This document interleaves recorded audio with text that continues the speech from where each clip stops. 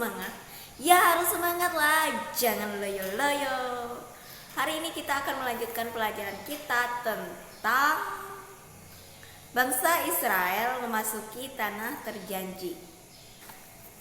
Kalau kemarin kita sudah berbicara tentang 10 perintah Allah yang diturunkan oleh Allah sendiri melalui Musa.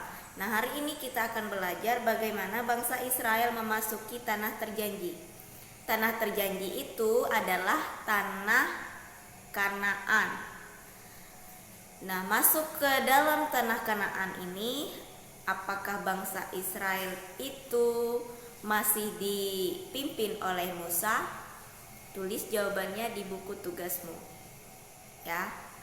Untuk mengetahui jawabannya, maka kamu harus mengikuti video ini dengan baik dari awal sampai akhir.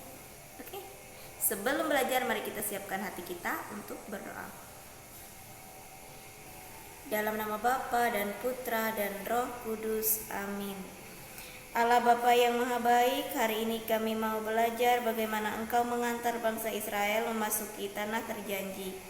Ternyata Engkau selalu setia pada janjimu. Ajarilah kami supaya kami selalu percaya kepada penyelenggaraanmu, dan kami juga menjadi orang yang selalu setia. Sebab Engkaulah Tuhan kami kini dan sepanjang masa. Amin. Dalam nama Bapa dan Putra dan Roh Kudus. Amin.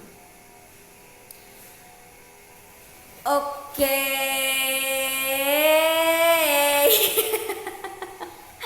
Bangsa Israel ini memasuki tanah terjanji, yaitu tanah Kanaan.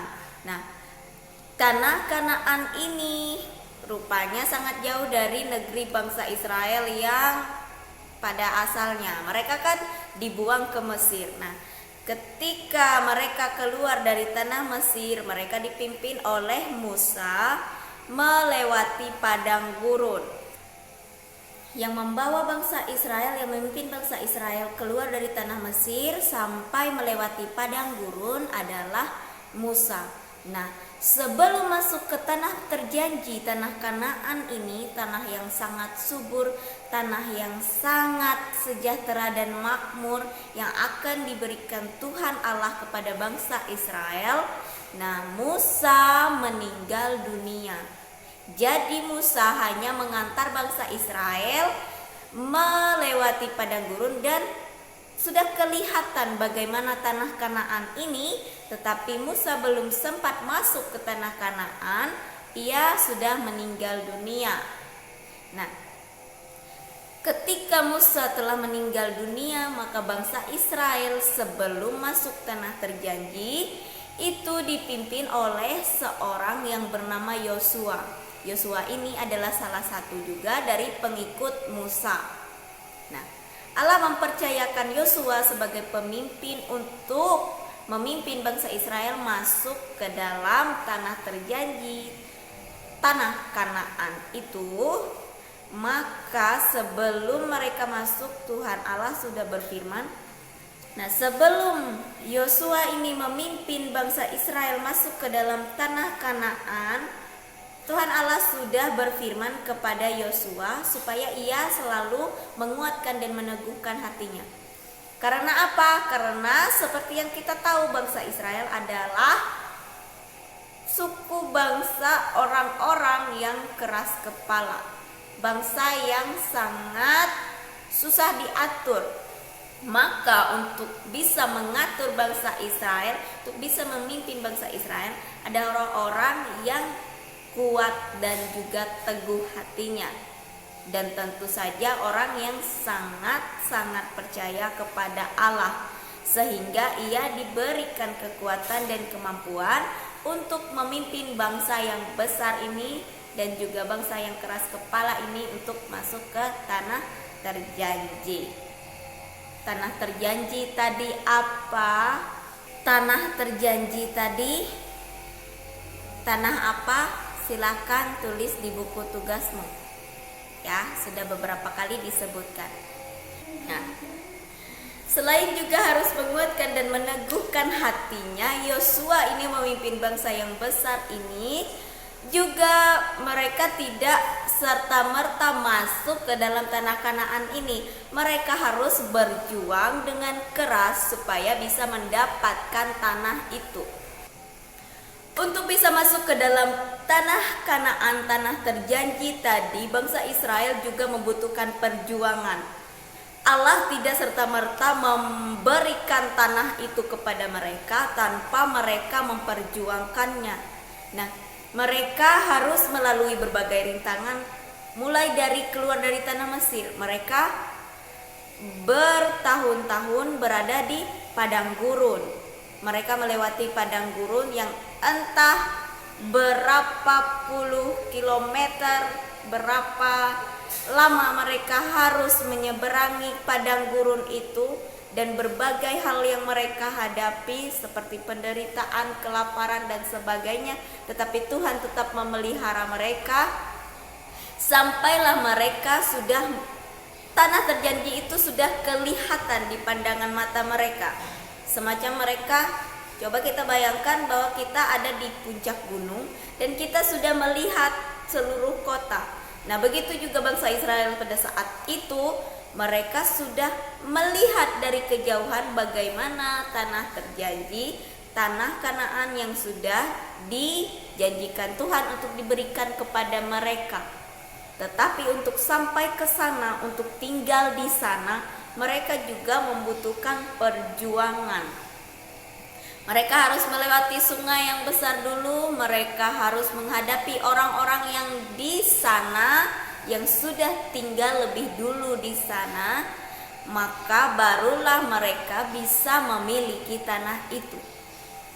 Tetapi Tuhan Allah sudah memberkati bangsa Israel, dan Allah berfirman bahwa di mana bangsa Israel menginjakkan kakinya, tanah itu sudah menjadi miliknya. Maka supaya bisa menginjakkan kakinya di sana butuh perjuangan.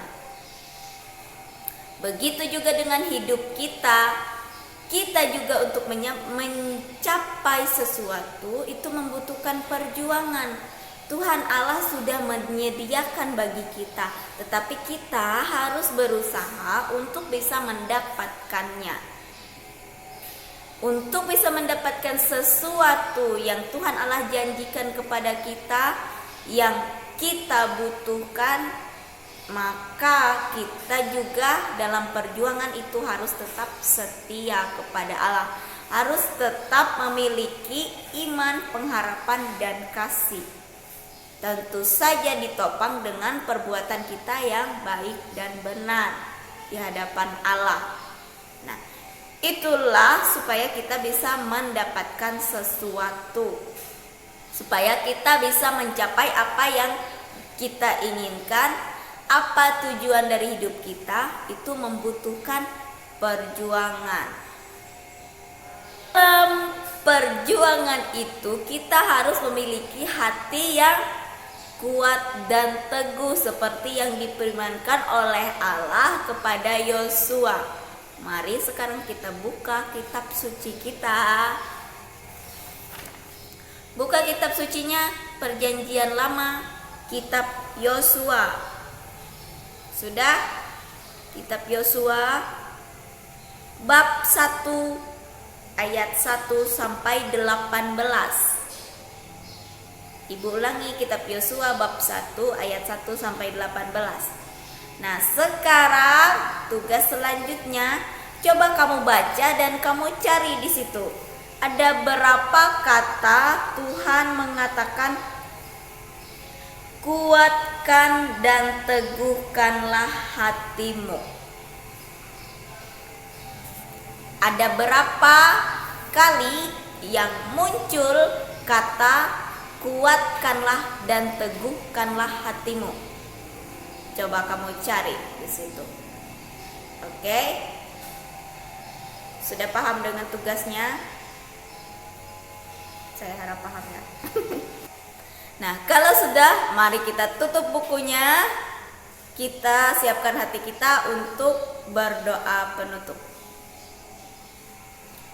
Dalam nama Bapa dan Putra dan Roh Kudus, amin.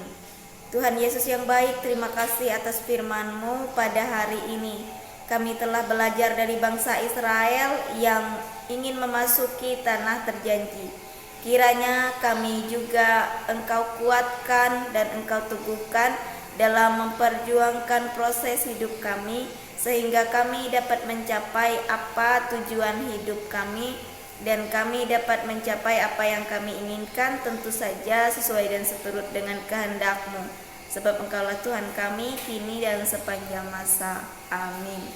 Dalam nama Bapa dan Putra dan Roh Kudus. Amin. Go semangat untuk mengerjakan tugasnya dan membaca kitab sucinya. Semoga Tuhan Yesus memberkati. Bye-bye.